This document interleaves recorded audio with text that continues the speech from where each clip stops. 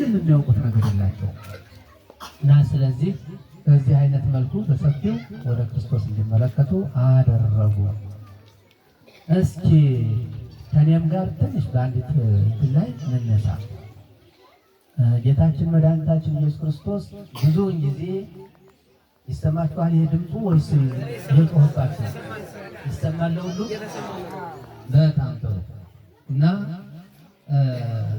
መምህራችን መምህራኑ ሲያስተምሩ እንደነበሩት አብዛኛውን በምሳሌ አብዛኛውን ደግሞ ሰርቶ በማሳየት አብዛኛውን ደግሞ የአባቶችን ታሪክ በመጥቀስ የእነ አብርሃምን ታሪክ በመጥቀስ የእነ ሎጥን ዘመን በመጥቀስ ይህንን በሰፊው አስተምሯል። ማን ያስተማረው?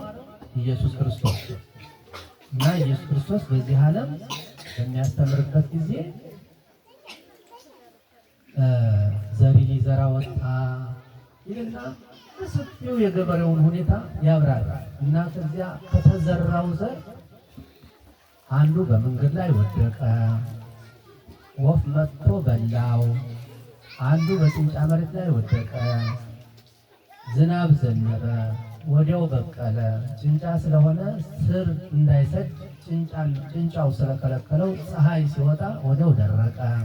ሌላው ደግሞ በእሾህ መካከል ወደቀ፣ ያ በቀለ፣ ፍሬ እንዳይሰጥ እሾሁ አነቀው።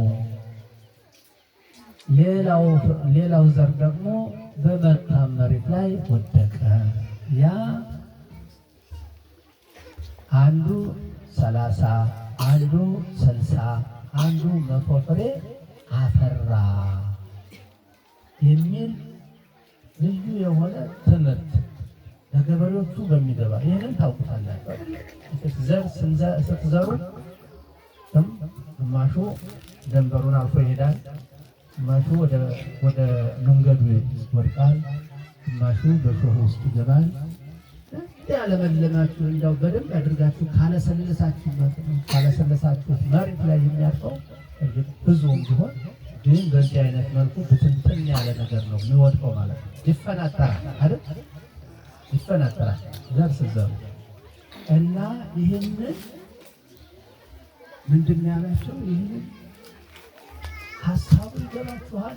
ተረድታችሁታል? አለ መንገድ የተባለው ዘሩ የተባለው ምንድን ነው አላቸው? የእግዚአብሔር ቃል ነው። ምንድን ነው? የእግዚአብሔር ቃል። የት ነው የእግዚአብሔር ቃል? አሁን የምንሰማው ነው አይደል? አሁን የምንሰማው የእግዚአብሔር ቃል የእግዚአብሔር ቃል ነው። ዘሪው ማን ነው? አሁን ሲያስተምሩ የነበሩ ሊቃውንቱ መምህራኑ ሁልጊዜ የሚያስተምሩት መምህራን የሚያስተምሩት የእግዚአብሔር ቃል ነው። ስለዚህ ያ መሬቶቹ ደግሞ ምን አይነት መሬቶች ናቸው? መንገድ የተባለው፣ ጭንጫ የተባለው፣ እሾህ የተባለው፣ ለስላሳ መሬት የተባለው እነዚህ ሁሉ የትኞቹ እርሻዎች ናቸው ስንል ደግሞ የእያንዳንዳችን ልቦና ነው።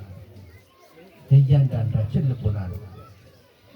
ያዘሩ ከመንገድ ላይ ወደቀ፣ ወዲያው ወፎች መጥተው ለቀሙት አለ። ሰዎች ይሰሙና ልክ እንዳሁኑ ሰፍ ብለው ይሰሙና ወዲያው ሰይጣን መጥቶ ከልቦናቸው ነጥቆት ይሄዳል አለ። ነጥቆት ይሄዳል፣ መልካም ስራ እንዳያደርጉ ወዲያው ይጠፋቸዋል። የተማሩት ገና ከቅጽሩ ሳይወጡ ያ ይጠፋባቸዋል። ሌላው ደግሞ ከጭንጫው ላይ የወደቀው ዝናብ ሲዘንብለት ወዲያው ብቅል ብሎ እንደገና መልሶ የጠፋው ይሰሙትና ደስ ብሏቸው ይህንማ ሄጄ እሰራዋለሁ ከቤቴ አደርገዋለሁ ብለው ሰምተው ደስ ብሏቸው ተመልሰው ስራ ሲጀምሩ እንደገና ፈተና ይመጣባቸዋል። እንደገና ሲፈተኑ ወዲያውኑ ይደርቃል። በዚህ ሳላልፍበትም በዚህ ሳልሞክረውም ብለው ይተውታል። እንግዲህ ሳይበቅል ቀረ ማለት ነው። ደረቀ። ውሃ እሾሁ ላይ ደግሞ የተዘራው እርሱም በቀለ። እሱ በቀለ እና ደህና ከፍ ብሎ ሳለ እሾሁ አንቆ ያዘው፣ አበባ እንዳያብብ ፍሬ እንዳይሰጥ እንደዚህ አድርጎ አስቀረው። ይሄ ደግሞ ምንድን ነው? የሰው ልጅ የእግዚአብሔርን ቃል ይሰማና ያስተውልና ያዳምጥና ወደ ቤቱ ይሄዳል። ስራውን እሰራለሁ ብሎ ሲያስብ የቤቱ ነገር ትዝ ይለዋል፣ የሀብት ነገር ትዝ ይለዋል፣ የመክበር ነገር ትዝ ይለዋል። ከመንፈሳዊነት ይወጣና ወደ ስርቆት ይገባል፣ ወደ ሌብነት ይገባል። ቀልጦ ቀረ። አንቆ ያዘው፣ አንቆ ያዘው። እና ይህን ነው ጌታችን አስተዋላችሁ፣ ገባችሁ፣ ተረዳችሁ እያለ የሚጠይቃችሁ ነበር። እና እስካሁን ብዙ ነገሮች ሰምተናል። ገብቶን ይሆን? ተረድቶን ይሆን? እና በዚያ በለስላሳው መሬት ላይ ደግሞ የወደቀው እሱ ምን አደረገ? ጥሩ የሆነ ፍሬ ሰጠ።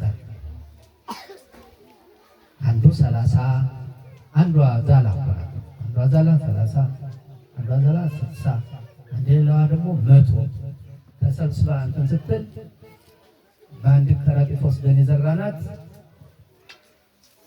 ስንት ኩንታል ሆናል? እግዚአብሔር ይባረካት። እግዚአብሔር የቀደሳት ከተቀደሰ መሬት ላይ ያረፈች። ያ የተቀደሰ መሬት ደግሞ የኛ ነው። ሰምተን ተምረን በልቦናችን አሳድረን ወደ ቤታችን ተመልሰን ስራችን ሳናቋርጥ ስራችን እየሰራን ነው። ስራ አትስሩ አልተባለም። እግዚአብሔር በሰጣቸው በረከት እየሰጡ እየመጸወቱ እየቆረቡ እየጸለዩ ከእግዚአብሔር ጋር ሁልጊዜ የሚገናኙ እነዚህ 30 ፍሬ ያፈራሉ፣ 100 ፍሬ ያፈራሉ፣ 60 ፍሬ ያፈራሉ። እና አሁን እስካሁን እንግዲህ በዚህ ጉዳይ ቆይተናል እና የኛ ልቡና ከየትኞቹ ይሆን? ቅድም ስለ ቁርባን ተነስቷል። ምናልባት የቁርባን ጉዳይ ብዙ ጊዜ ቸል ያልነው ይመስላል። ይሄ ከእናንተ ይጎላል ብለን አናስብም። ግን ከኛው ከራሳችን ከካህናቱ ከኛ ጀምሮ ያለው እንደዚህ በአዋጅ ሳይሆን እያንዳንዱ አሁን ለምሳሌ እዚህ ያሉት አባቶቻችን ምናልባት አንዱ 30 የምሳ ልጅ ሊኖረው ይችላል፣ አንዱ 20 ሊኖረው ይችላል፣ አንዱ 10 ሊኖረው ይችላል። እነዚያን እያንዳንዳቸው በየግላቸው ደግሞ አንዳንድ ጊዜ ሁሉንም በአንድ ላይ የህብረት በአንድ ላይ የመጸለይ በአንድ ላይ የመማማር እንደዚያ ካልሆነ በቀር በአዋጅ የሚነገረው ነገር ሁሉ አዋጅ ሆኖ ነው የሚቀረው እና እኔን የሚመለከት አይመስለውም እያለ ግን ንስሐ አባታችን እኔን ለብቻዬ አድርጎ አንተ እኮ እስካሁን ጥሩ ስራ እየሰራ ነው፣ አይዞህ በርታ፣ ደግሞ ለስጋው ደግሞ ብቃ፣ ንስሐም ግባ፣ ንስሐህን ከእግዚአብሔር ጋር ተገናኝ፣ ጸሎት ጸልይ፣ በርታ። የእግዚአብሔር ሰው እንቅልፋም አይደለም። የእግዚአብሔር ሰው ስስታም አይደለም። የእግዚአብሔር ሰው ሰነፍ አይደለም። አዎ ይሰራል፣ ይወጣል፣ ይወርዳል፣ ያገኛል። ያገኘውን ደግሞ እግዚአብሔር በሰጠው ጸጋ እንደገና ደግሞ ቤተክርስቲያን እንድታነጽ ቅድም እንደተነገረው አሁን ለምሳሌ እነዚህን አባቶቻችን ወንድሞቻችን ከአዲስ አበባ ወደዚህ እንዲመጡ የተደረገ የእግዚአብሔር ቃል በሰፊው እንዲነገር ይሄ ከዚያ ጀምሮ ሲመጡ ትራንስፖርት ያስፈልጋቸዋል። የወንጌል አገልግሎት እንደው ዝም ብሎ በነፃ የምናገለግለው አይደለም። እኛ ቃለ እግዚአብሔርን ብንናገር እናንተ ደግሞ የትራንስፖርቱ መቻል በዚህ ቦታ ቃለ እግዚአብሔር ድረስ ለእግዚአብሔር አገልግሎት፣ ለወንጌሉ አገልግሎት፣ ለቅዳሴው ለውዳሴው አገልግሎት የሚሆን ከእናንተ ይጠበቃል እና በዚህ መልኩ ባለ 100 በተለያየ መልኩ በተለያየ በረከት እግዚአብሔር በሰጠው በረከት ጎልቶ የሚታይ ማለት ነው እና ስለዚህ ዛሬ በሰፊው ትምህርት ተምረናል። ለምሳሌ ኖህን ተምረናል አይደል? ስለ ኖህ